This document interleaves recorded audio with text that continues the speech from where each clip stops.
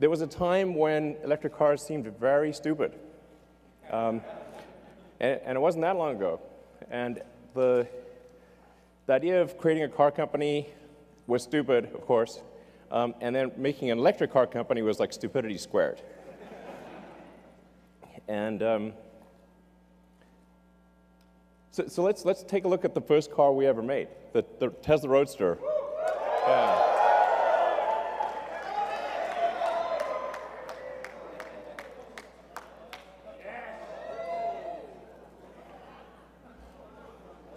All right. It's a bit small. It's great. It's great.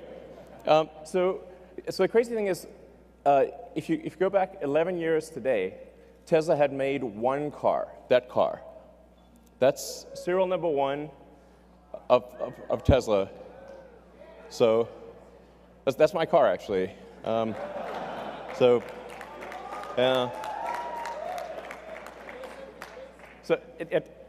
on February 2008, we'd literally only made one car, that car. And it didn't really work very well, I have to say. It broke down a lot. And it took us another 3 months just to make the second car.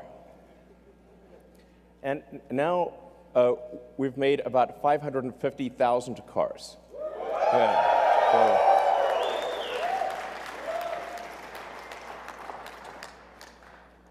and after the Roadster,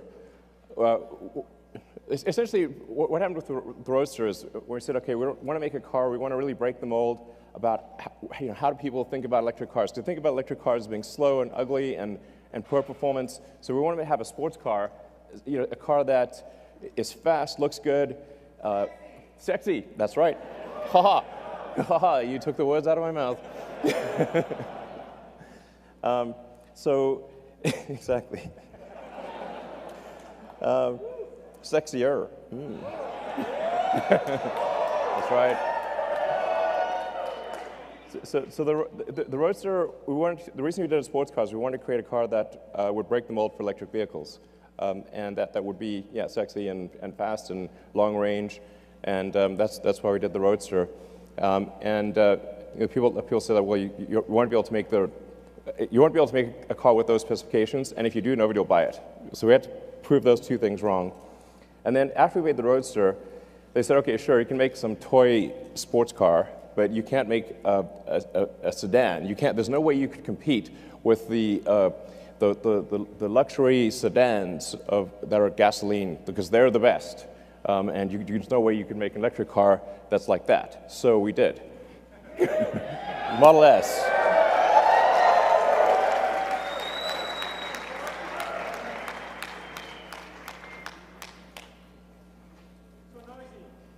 Exactly. So noisy. Where are all the fumes? Where's the exhaust pipe? Where do you put the gasoline?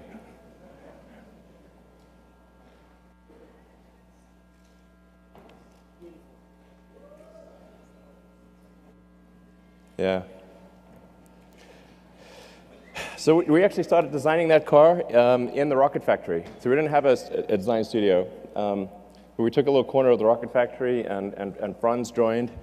And we just, with a tiny crew in a corner of the rocket factory, we designed that car. I think that car was really important because it was competing against the best of the gasoline cars.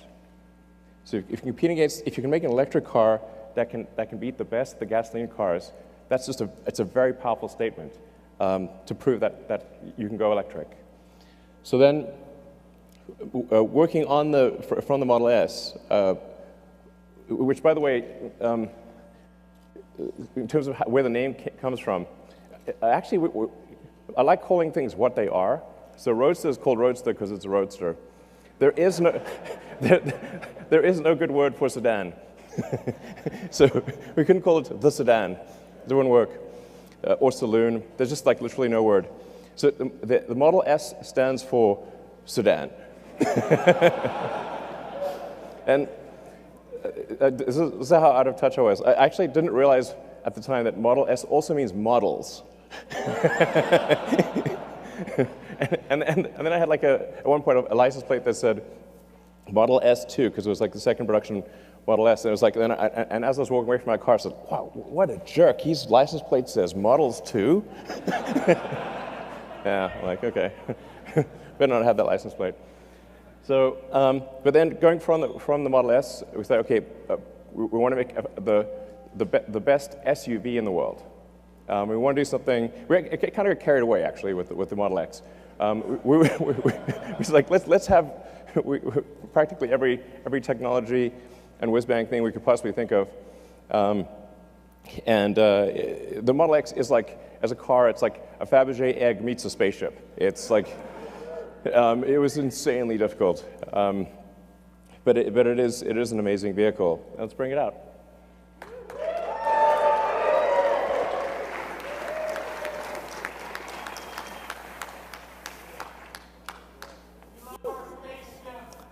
Cool.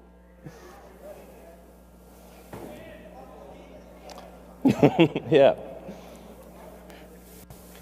You can see a certain position forming, maybe. So the Model X, like I said, it really feels like a Fabergé egg spaceship. It's X for crossover SUV. But then after we had the Model S and Model X, I thought it'd be pretty funny if we had the Model E. But then like Ford threatened to sue us. Ford killed sex. But I said, what if we call it the Model 3? Because that's completely different from me. They said, that's fine. So we have the Model 3. Let's bring out the Model 3.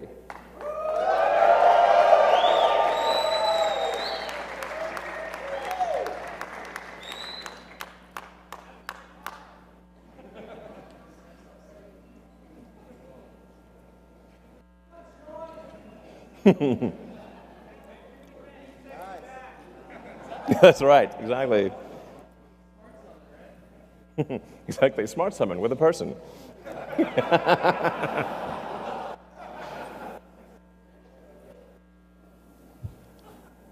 So we made the original Roadster, the Model S, the Model X, the Model 3, and then we also then made the new generation Roadster, which we'll bring in, or maybe it's over there. Oh, it's coming in. New Roadster. Exactly. Maybe it's, oh, it's there. Yep, there we go.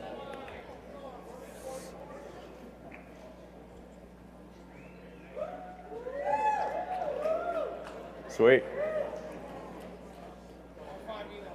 Hey, sure. Yeah, my man! So, yeah, here we have the original road. And, hey, how's it going? And then the semi.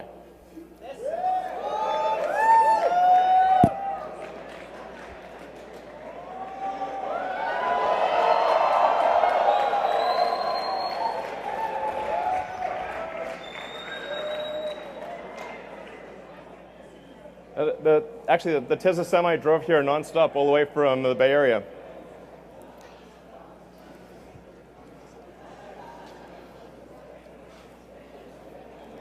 So that Tesla Semi, a 500-mile range electric semi. I learned to actually, only after naming the thing, that semi has two meanings. It's semi-sexy.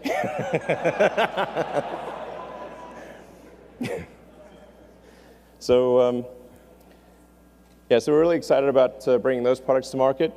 So that's sort of talking about our products. But then the factories are as much the product, if not more, than the vehicles themselves. In fact, I really think like the difficulty and value of manufacturing is underappreciated. It's insanely difficult. It's like relatively easy to make a prototype and extremely difficult to mass manufacture that prototype or to mass manufacture a vehicle reliably and at scale. I I mean, even for rockets, I'd say it's probably a factor of 10 harder to design the manufacturing system for a rocket than to design the rocket. And for cars, I'd say it's maybe 100 times harder to design the manufacturing system than to design the vehicle itself. That's what the Fremont. I don't mean to have it in black and white. It's like it's not so long ago. They didn't even have color cameras back then. It was 2010. But it was very bleak. It's like essentially when we acquired the Fremont factory, which used to be called NUMMI, people sort of thought, oh, you got a car factory. Now, if you have a car, they sort of think if you have a car factory, you can just make any car. It's like, no, that's like saying you've got a box. And that box can have anything you want in it. No, only if you make the thing in the box. Although we did get we had get a very good deal on the NUMMI factory, Toyota and General Motors actually took all of the good equipment out, and anything that was like so useless it wasn't even worth the scrap was left. So it literally looked like that, but in color. And it took an enormous amount of effort by a very talented team to actually turn essentially what looked like a derelict warehouse into a working car factory. Yeah.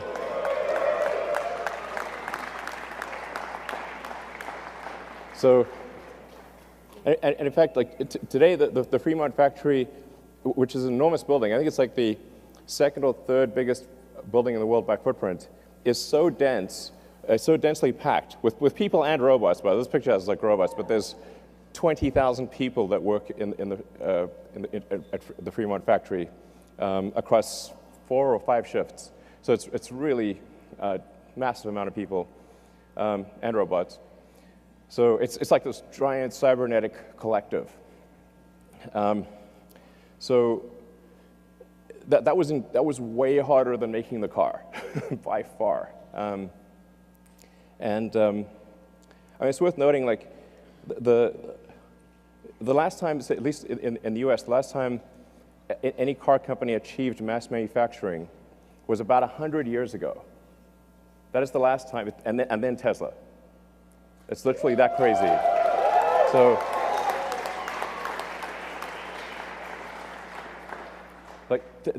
the issue is definitely not coming up with a car design. It is absolutely all about building the production system. You want to have a good product to build, but that's basically the easy part. Then the factory is the hard part. Then the challenge is like, okay, if we create a car factory, where the heck are the batteries and electric motors and power electronics going to come from? And that's where we need to say, okay, we better build something that's capable of 50 gigawatt hours at least of cell output, which at the time when we proposed the Gigafactory, I believe like total global output of lithium-ion batteries for all purposes, phones, laptops, cars, anything, was about 30 gigawatt hours. So we're like, okay, well, just do the basic math. We need something we need 50 gigawatt hours. So we better have a real big factory, or there's no way. So, we were going to build it in California, but like it would have taken 2 years just to get the permits. So we built the Gigafactory in the amount of time it would have taken to get the permits in California. That's what the Gigafactory looked like in 2010. It was basically rocks and bushes, okay? And now this is what it looks like now.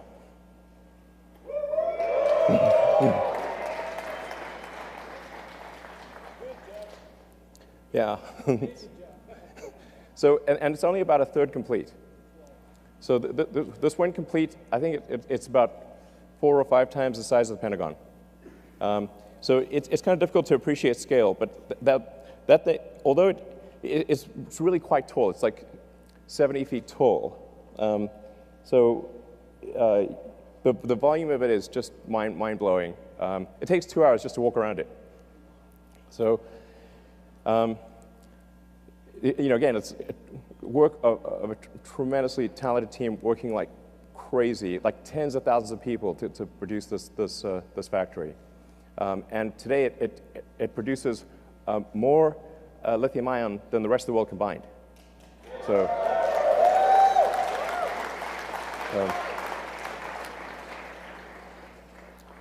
Now we're also building a factory in China, which I'm really excited about. As you can see, this very impressive, very impressive. A large puddle. So when I was there in January, that's what it looked like when we did the groundbreaking ceremony, and this is what it looks like now, 3 months later. But this is what it will look like at the end of the year.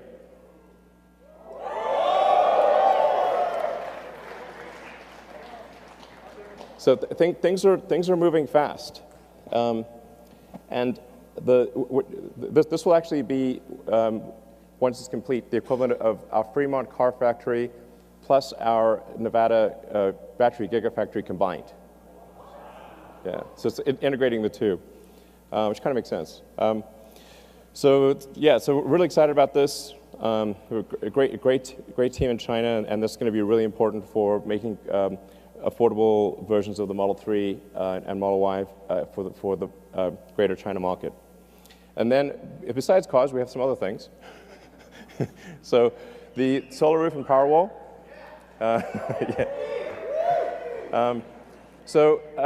This is definitely going to be the year of the solar roof and Powerwall.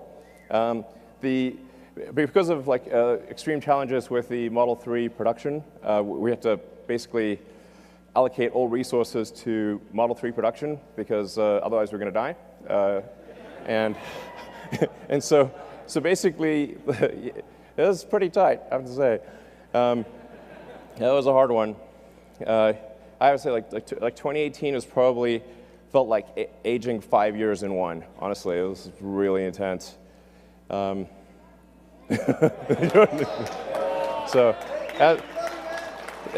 thank you for supporting Tesla through this difficult period. Thank you. Yeah.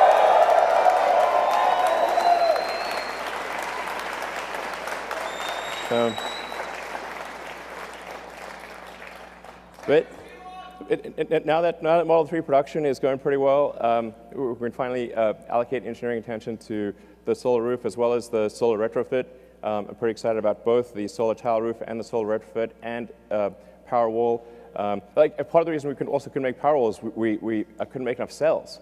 So we had to either allocate cells to the car or to the Powerwall. And I was like, well, we've got to make the cars. So then Powerwall got cell star, basically. But 2019, so we are now going to ramp it up. And then PowerPack. So PowerPack is kind of like our industrial strength battery storage system. We did the biggest battery storage system in the world in Australia. And yeah, that was really super cool. And then we're doing one that's roughly a gigawatt hour scale in California. So just in Southern California, right nearby, we're building a gigawatt hour scale power pack. And so we expect this to ultimately be really critical for transitioning the world to sustainable energy. Obviously, you have to have sustainable energy production and sustainable energy consumption. So the sustainable energy production needs the solar panels plus the battery, because the sun doesn't shine at night, and then those electric cars, electric vehicles in general. Yeah. So, but I mean, the really exciting thing is if you have with solar plus battery plus electric vehicles, we have a fully sustainable future. This is a future you can feel really excited and optimistic about. I think it really matters. Yeah.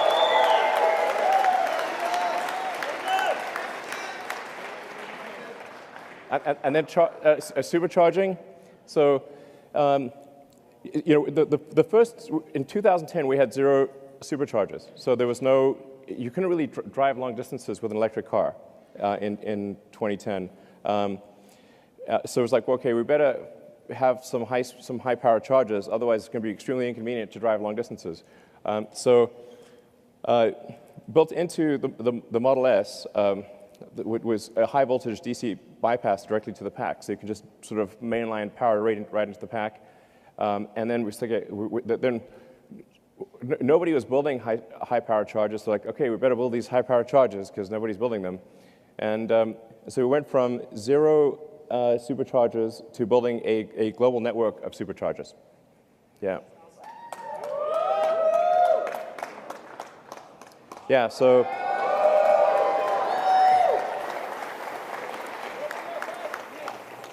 it's pretty nutty. Each one of those is a supercharging site. So supercharging team Tesla did an incredible job building a global network of superchargers that allow you to travel to a massive section of the world, basically anywhere in North America, almost anywhere in Europe, most places in China, not the Gobi Desert yet, but most places. We'll cover the Gobi Desert. We'll get there. And Saskatchewan, I swear to God, there is. I've specifically asked about the Saskatchewan supercharger, and I'm told it is under construction. So, absolutely, I've asked about it like twice.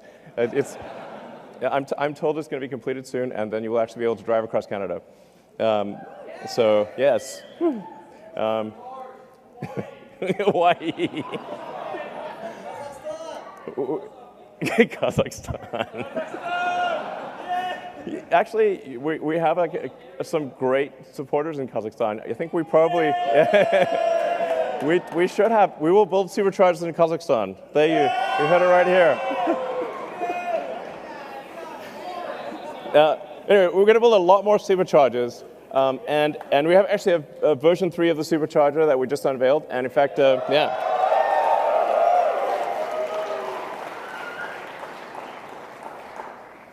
So the superchargers actually started out only at about 75 kilowatts, and now they're at, with version 3, 250 kilowatts, and we think probably can even go a little higher than that. And so if you've got a long-range Model 3, it's capable of charging at about 1,000 miles an hour or 1,600 kilometers an hour. Yeah.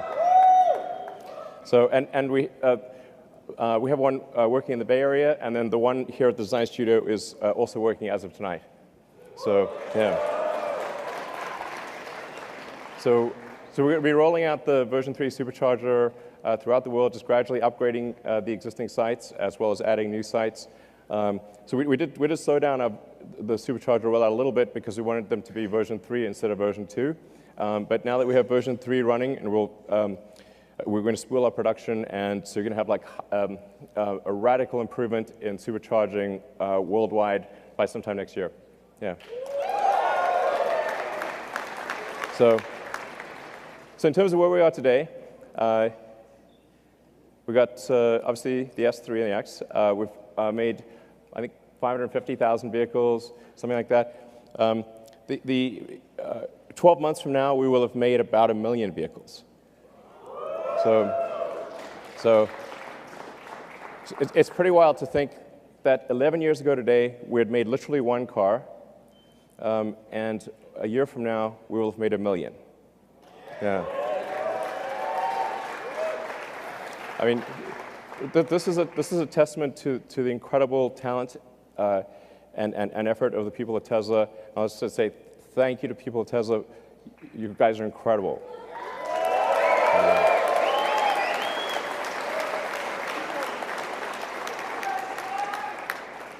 So, yeah, and 4 million tons of CO2 saved. In fact, with the 4 millionth ton, it just ticked over like an hour ago. So the 4 millionth ton just ticked over tonight. Yeah. So, just talking a bit about like, what were the thoughts back then? What were some of the comments? Let's see. The internet is forever. But this is a mere like taste. It was like I said, electric cars were considered extremely impossible and stupid, and in various forms. You're a fraud. Blah. Like, okay, you can drive that fraud. Okay, and then now things have changed. Yeah.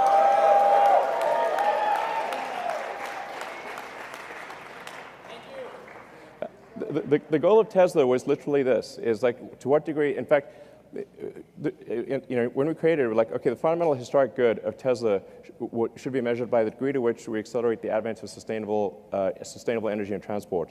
And our goal all along has been to try to get the rest of the car industry to go electric. We did a joint venture thing with Toyota and with Mercedes. We open sourced our patents 3 or 4 years ago, made them freely available. So it's extremely rewarding to see that the rest of the industry is going electric. This is great, great. So, and I was just wondering, like, where will Tesla be in 10 years? You know?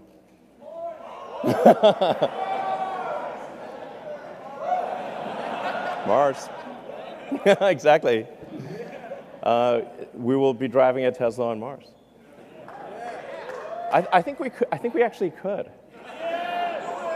Okay. Tesla will be on Mars in 10 years. I think it will. I think it will. So after that extended history lesson, what about the actual reason you came? Okay. There's a missing car. It starts with a Y, ends with a Y, and that's Y in the middle. Bring out the Model Y. Oh wait, yeah.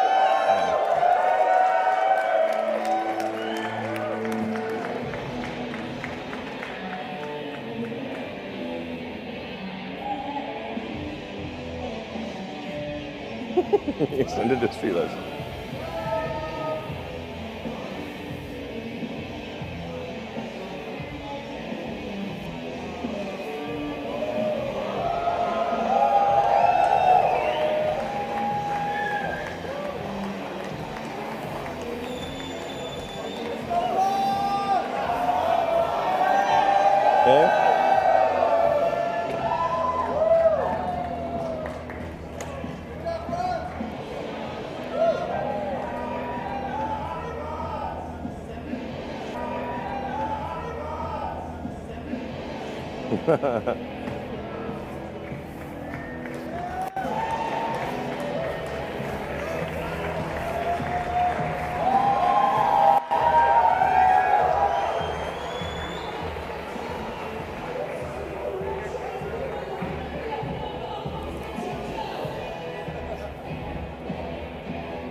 All right.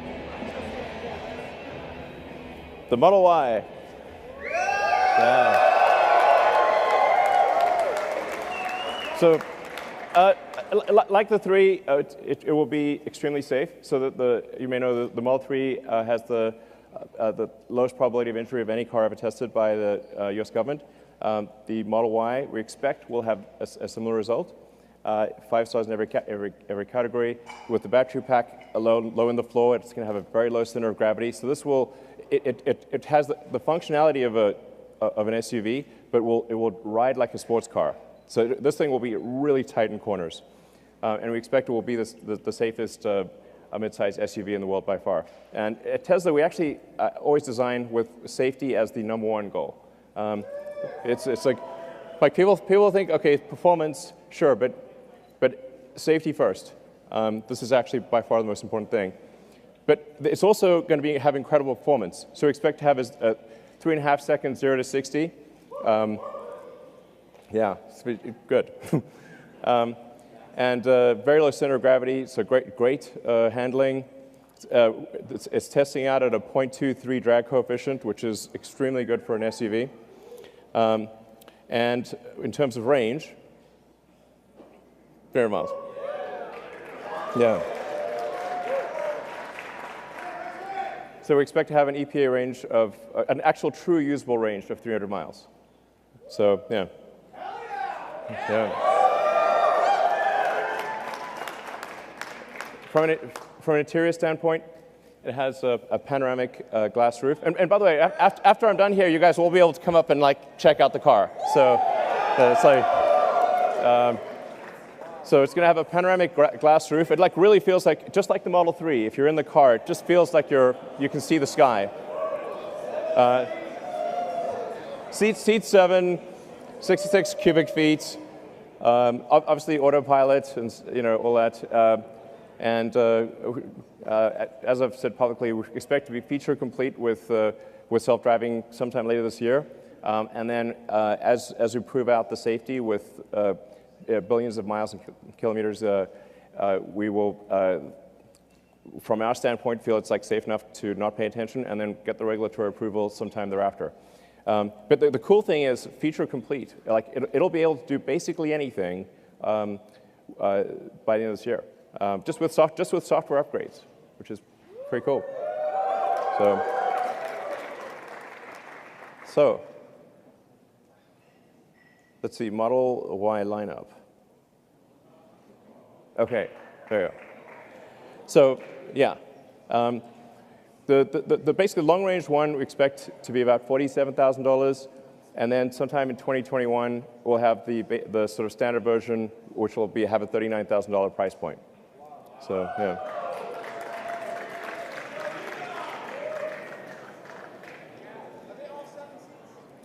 No, the 7 seats are optional. Yeah. Do you mean the liftgate? Yes. Okay.